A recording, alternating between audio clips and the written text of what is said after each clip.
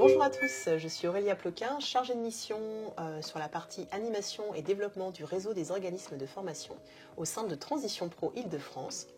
Et bonjour, je m'appelle Mélanie Deveau, je suis chargée d'animation territoriale également au sein des Transitions Pro Île-de-France.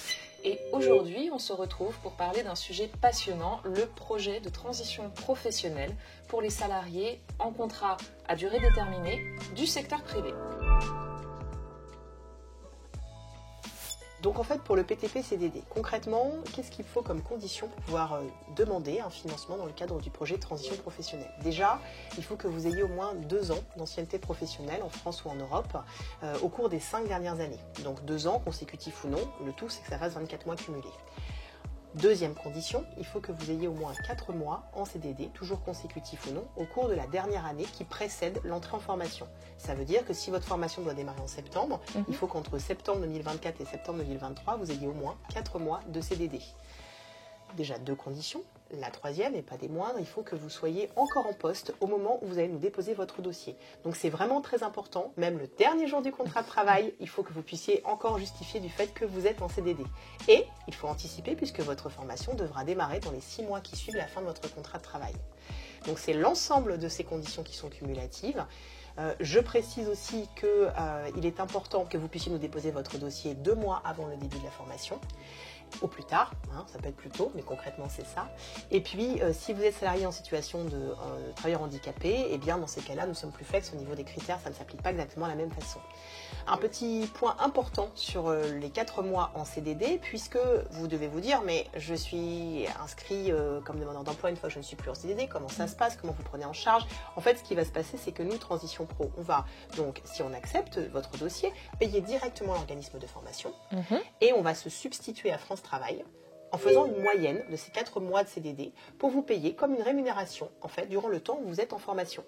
Donc c'est nous directement qui allons vous payer, donc c'est important de ne pas prendre n'importe quoi comme contrat de travail et d'anticiper quelque chose de sécure pour que ce ne soit pas trop précaire et surtout pas moins que ce que vous auriez pu avoir en termes d'allocation au niveau de France Travail. Et donc, vous êtes payé durant toute la durée de votre formation. À l'issue de celle-ci, eh bien, vous pouvez réactiver vos droits au niveau de France Travail si vous n'avez pas tout de suite retrouvé du travail. Donc c'est quand même très intéressant.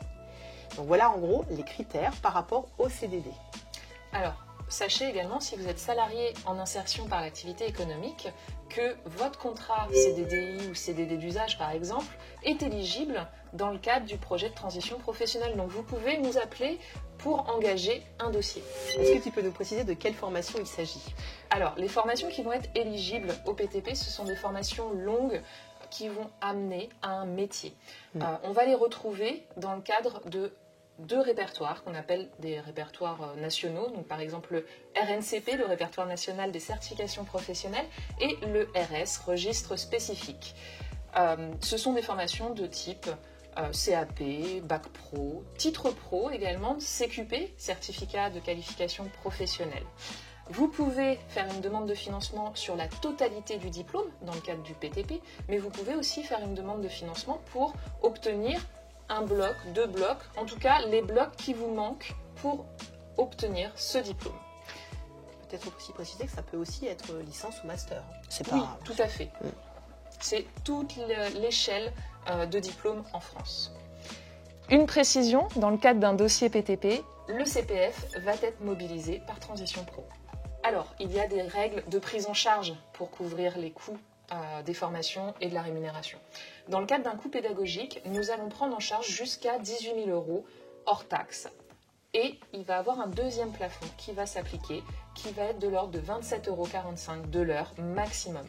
Sur la rémunération, on va partir sur un premier palier, donc jusqu'à 2 SMIC, votre rémunération sera prise en charge à 100%. Si vous êtes sur une rémunération entre 2 à 3 SMIC, nous prendrons en charge là 90% de celle-ci. Enfin, les frais annexes, en Île-de-France, cela concerne le pass Navigo uniquement et nous prendrons 50% de ce pass Navigo.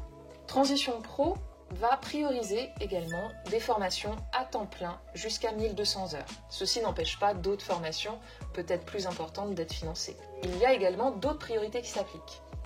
Alors, évidemment, dans le cadre des dossiers qui nous sont déposés, on en reçoit beaucoup. Donc, forcément, tout ne peut pas être financé, même si on a quand même un bon taux d'acceptation, on va le dire directement. Comment ça va se passer? Déjà, la base, c'est votre projet professionnel. Il faut qu'il soit bien ficelé, que vous ayez bien précisé dedans comment vous comptez vous y prendre pour l'appliquer après sur le marché du travail. Et dans ce cadre, nous vous recommandons très très fortement d'être accompagné par un conseiller en évolution professionnelle. Je rappelle que c'est un service gratuit, confidentiel et dont vous pouvez bénéficier quand vous êtes en activité, donc en CDI ou en CDD. Ça, c'est la première chose. La deuxième, c'est que depuis la réforme, donc dans le cadre du projet de transition professionnelle, nous avons un certain nombre de points qui vont être accrochés au dossier. Donc vous pouvez aller les voir sur notre site, tout est indiqué. Nous avons des priorités qui sont nationales, 5 priorités nationales et 5 priorités régionales. Dans le cadre des priorités nationales, pas de surprise, on applique ça sur l'ensemble du territoire. On va plutôt privilégier les personnes qui ont un plus petit niveau d'études initiales, qui font partie de petites entreprises également et qui vont vers de la formation longue durée diplômante, ce que tu disais tout à l'heure. Après, au niveau régional, en Île-de-France, on a vraiment une priorité qui s'applique aux personnes accompagnées dans le cadre justement du conseil en évolution professionnelle ou du bilan de compétences éventuellement ou de CLEA. Pour ceux qui ont pu suivre des formations, la VAE également. Et surtout, on va favoriser les personnes qui sont en contrat court ou à temps partiel. Donc c'est le cas de beaucoup de personnes en CDD justement. On a bien conscience que c'est un statut qui est un peu précaire et qui du coup nécessite de pouvoir prioritairement se former pour justement gagner en pérennité et sortir de cette situation. Donc je vous conseille d'aller les voir, ça c'est des points importants, des choses qui vous permettront de mieux travailler votre projet professionnel. Alors on va récapituler concrètement le PTP-CDD. C'est vrai que, comme on l'a présenté jusqu'à présent, ça a l'air complexe. On va dire que c'est stratégique, voilà, c'est une stratégie qui va s'avérer payante.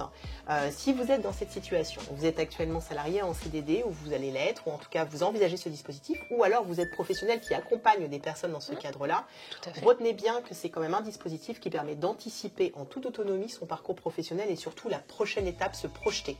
Donc ça c'est vraiment essentiel. Il permet de monter en compétences et en qualification sur de la formation longue durée qui va être prise en charge financièrement. Donc on peut pérenniser ainsi son parcours. Il est intéressant aussi de mettre en exergue qu'on va être rémunéré sur la base de son salaire durant le temps de la formation, rémunéré et pas juste une allocation comme vous pourriez l'avoir dans le cadre de France Travail, donc c'est beaucoup plus confortable pour se former. De la même manière, les prises en charge sont importantes, comme vient de le citer Mélanie. Donc si vous n'avez pas eu malheureusement la possibilité de pouvoir avoir pris en charge par la région votre formation ou que celle-ci est plus élevée en termes de coût que ce qui est possible, envisagez le PTP-CDD dans cette alternative-là. Vous aurez aussi vos droits qui seront uniquement suspendus et qui pourront être repris à l'issue du PTP-CDD. Vous pourrez donc être accompagné en CEP, c'est ce que je disais tout à l'heure. Et puis surtout, ça favorise la reconversion professionnelle. 68% des ex-TDD voient en général leur projet aboutir de manière favorable après la formation. Vous allez gagner en employabilité sur le marché du travail, ça facilite la réinsertion professionnelle et ça permet aussi d'autant plus d'être mis en relation avec des recruteurs dans le cadre de job dating, de forum des métiers ou à notre événement Génération Reconversion. Mais peut-être, parmi vous, il y a d'autres publics que des personnes salariées en CDD ou prescripteurs pour accompagnateurs de ces publics. Oui, alors vous êtes peut-être une entreprise. Dans ces cas-là, sachez que le PTP-CDD peut être un outil de recrutement. Je m'explique. Vous avez des CDD en poste aujourd'hui chez vous. Et bien sachez que passer par un PTP-CDD, accompagner vos salariés vers des PTP-CDD vous permettra peut-être de pouvoir les intégrer en CDI.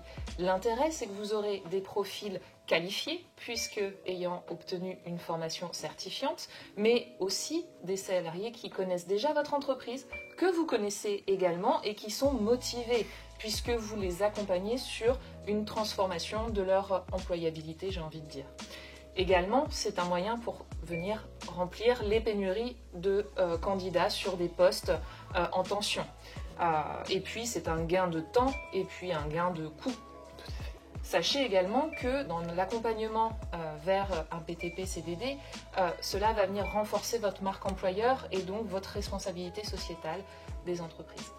Si parmi vous, il y a des organismes de formation, vous avez aussi tout intérêt à parler de ce dispositif, à en faire la promotion et surtout à en parler à vos futurs candidats. Puisque concrètement, c'est une autre alternative pour les publics demandeurs d'emploi qui peuvent venir vous voir en termes de financement. Ça permettra, et je ne vous l'apprends pas, de faciliter les recherches de stage, puisque dans le cadre du PTP-CDD, la partie pratique et théorique sont prises en charge de la même manière. Ça permet aussi, en termes de pédagogie, de diversifier vos sessions. Et puis, ça permet d'augmenter la réinsertion de vos alumni. D'un point de vue plus, on va dire, pragmatique, ça vous offre une autre possibilité de financement. Et puis, il y a aussi la possibilité de faire connaître le PTP-CDD auprès du réseau d'entreprises partenaires avec lesquelles vous travaillez, de façon à diffuser cette information à un plus grand nombre. Et bien voilà, c'est terminé. Merci à vous de nous avoir suivis sur cette vidéo.